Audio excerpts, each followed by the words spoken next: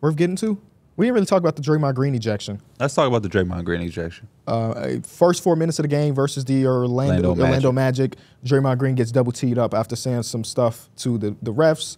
Then we get a different reaction for Steph Curry. Was he crying? That's what people are saying. I don't know. But he's never looked that frustrated in a situation. Yes, the whole game. He even hit the big shot and then kicked the chair. So it was just one of those games, and Steve Kerr did not enable Draymond Green this time, so he deserved it. Everything, so that's different. Luckily for them, they end up winning that game because, again, the Rockets are right on their ass. That could have been like a point of change in their season. Mm-hmm. And I'm gonna just be honest and transparent here. I was rooting against the Warriors, partly rooting for the Warriors too, because obviously the Knicks and Magic are very close in the standings. And in these days, if you're playing the Cavs or you're playing the Magic, I'm probably rooting for the opposite team to win to help my Knicks. Yeah. Even when the Bucks lost to the Pelicans, I enjoyed that because we're all around each other. But I was kind of rooting for the Magic at the same time because Steph's reaction. Draymond at some point is going to have to learn. They have to get tired of this at some point. And what has to start happening is for them to lose. And I just think that them losing the play-in could be a big wake-up call, or they're either going to let that go, because you already missed a bunch of these games due to suspension, which is probably why we're in this situation. I like the Rockets. I'm a big fan. I'm supporting them and rooting for them. But in no way, shape, or form, if Draymond Green is there for the majority of the season, or he don't have those games to suspend, this is not close. Yeah, the Rockets are probably too far on the outside to even make this close. It'll be making it so wild because a lot of times, especially like I feel like I see a lot of the clippings of his podcast, or I even clicked in if I'm just chilling at home, and like you hear him say so many smart things, and like he has such a good mind that it's just like him not being able to control emotions sometimes it just don't make no sense. I don't understand it because you lost X amount of dollars. Yeah, you've lost so much for the team, and like you said, Draymond is a smart and intelligent dude. But the way that people view him who aren't in this like we are, it's so different when you go and talk to people. If we went out to eat somewhere at a sports bar and Draymond Green came up in conversation with some random people at a bar, they're probably going to have some crazy viewpoints of him based off of that. Because they're not watching his podcast, or they're not seeing interviews that we've seen, or they don't know the game and how important he is to the Warriors. And so that happens. And then even last night, how you get into a shoving matchup with Grant Williams? Even that could have been something that just turns into something. It's like, when are you going to wake up and learn? Like, this is all one season we're talking. We're not even talking about the punch no more. We're talking about just this year. And you constantly are having these instances. You don't see that Steph Curry reaction. You don't hear Steve Kerr and everything that they're saying. So the very next game, you come out and have another situation that could potentially turn into something over Grant Williams and the Hornets. Yeah, Grant Williams and the Hornets. Then you go on your podcast and you talk. He has some shit to say about Tari Eason, because Tari Eason like, Warriors come out and play, and he's like, man, Tari, I rock with you, but you better learn. You know, it's history here. What we do to the, and it's just like, you gotta shut up. That shit over with. You gotta hoop. It's a new day and age. You gotta hoop, bro. What they say on the wire, the thing about the old days. The old days. I never got that far, but okay, I like that. And then 2 weeks ago, he said, I ain't worried about the damn Rockets. Now the Rockets on their ass. I didn't understand that. I didn't understand that either. Y'all, they're on a 10-game winning streak and you ain't worried about it? Yeah. You know what? I think that one I'll defend him just because in the grand scheme of the interview, it makes sense for when he said it. Because he was more saying like, we keep beating ourselves. And what he was saying was, I can't worry about the Rockets right now because we got shit to worry about. Oh, okay. That was more of the context if you watch the entire interview. But yeah, my least favorite thing about all of this is that this will happen and then we'll turn on TV and it'll be like, is Steph Curry a good leader because Draymond Green did this? That dialogue makes me bothers the hell out of me. It don't even make sense. It bothers the hell out of me. Because what is Steph Curry supposed to do realistically? Hey, he's not just control another grown man. People want him to do when they say that, they want him to walk into the office, look at Mike Dunleavy in the eye and say, trade Draymond, I'm tired of it. That's leadership to them. Because it's a grown-ass 30-plus-year-old man. But that's a contradiction, because if LeBron did it, they would say, look, he always got to go do something. So it's like, you can't win. Yeah, you can't win. Yeah. I don't know how we've seen 10-plus years of dominance from Steph Curry in the Golden State Warriors for us to be like, that's a bad leader right there.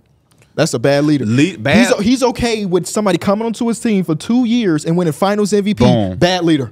He's a bad leader. You can never be a bad leader. He was never disgruntled or you nothing. can never be a bad leader letting the MVP come and technically steal your shine. It's too much, bro. Were y'all questioning his leadership 3 years ago before Draymond got crazy? No. And nobody on the team, crazy, nobody on that team he went over the top, or that organization is responsible for another grown man. No. My leadership is not reflective of how another grown man chooses to handle himself in any situation. That don't even make sense. I'm responsible for a whole nother grown ass man. I try to put it in like a normal day-to-day thing, right? Yes. If Mike was the Draymond Green of our podcast, what are we supposed to do about Mike being a crash out? What are we supposed to do? They're gonna be in the comments. They're gonna be in the comments. Somebody, P is Draymond Green. Oh yeah, P is the Draymond Green. Yeah, you're right. Only thing we can say is like if it was messing with the show, we say Pierre, what you're doing right now is not a good depiction of who we are in our show. Exactly. Which I would assume Steph Curry and them has done. Yeah. If Pierre decides to keep doing that, what are we supposed to do as his teammates now? Absolutely. We supposed to go to Anthony at Omaha to call Peyton Manning and say, well, we got to trade Pierre for Kendrick Perkins right now. Like that's just not how it really works. And I will never understand the he's a bad leader thing because one of his teammates in a 15-year career is a crash out. I agree with that sentiment. I think as a leader, all you supposed to do is kind of like friendships and just like relationships. You stay real, you stay honest, and when you do that, your job is done. As a friend, I'm supposed to let you know, hey, bro, I don't know about that. That's all I'm supposed to do. If you continue to do it, that's on you. Continue to do it. But I did my part by letting you know that ain't it, and I put it out there versus lying to you, being like, man, that fit decent. Nah, bro, that shit don't really go well together. But if you still want to wear it, by all means, do you. But when people looking at you crazy while we out in public, you can't look at me because I tried to tell you the truth. All I'm supposed to do in any relationship I have is tell the truth and be honest without trying to hurt somebody's feelings or be mean to them. But yeah, I just think that relationships is all about being honest, and that's leadership. And if you're being honest and a person continue to not do it, then yeah. Another thing about it is that the on-court stuff for Draymond is hard to replicate with Steph Curry. For the last 10 years, they've been one of the best duos in basketball, the way they play off each other, how Draymond and him are connected at the hip when it comes to, like, Draymond just knowing exactly what he's thinking, where he's going to be at. You trade Draymond Green away, there ain't nobody on that roster. Is there anybody with better chemistry? No, I mean, you can – Jamal Murray, Nikola Jokic are up there. Trae Young, Clint Capella. No, that ain't close. It ain't. It's just – I feel like it might be the best. No, it's not. I'm just thinking of duos. Because it's just like the dribble handoffs is one thing because Jokic does that with everybody, but it's like there's times where Dre just always is constantly looking for Steph, no matter what. And I think that a lot of the role players, like what was it, a year or two ago, where they was talking about like when Andrew Wiggins first came over, there's like they were still getting adapted to the system and everything like that. Like Draymond Green knows the system like the back of his hand. Like he knows where Steph is going to be every time.